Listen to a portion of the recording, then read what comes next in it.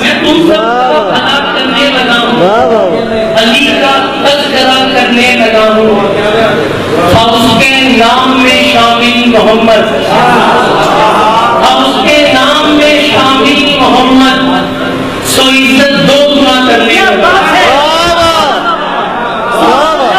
और उसके नाम में शामिल मोहम्मद।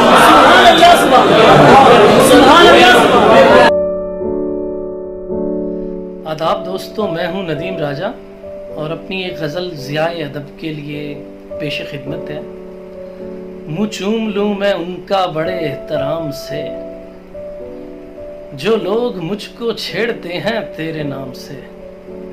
अच्छा तुम इसके साए में बैठे थे एक दिन, यानी ये सब्ज पेड़ भी जाएगा काम से।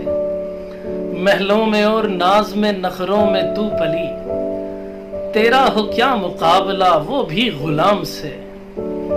जिसने तुझे दुखी किया वो कौन कौन है, तलवार मैंने खींच ली खुद पर नियाम से।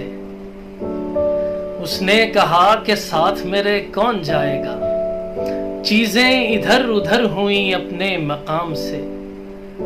छाती अजीब आग सी खींचे हवा के साथ, वाकिफ हुआ मैं सांस के ऐसे निजाम से। कैदी का दिन में हाल जरा पूछता नहीं, जंजीर कोई खींचने लगता है शाम से। माँ के गले में सांस अटकती थी देर तक, मुझको जरा सी छींक जो आती जुकाम से।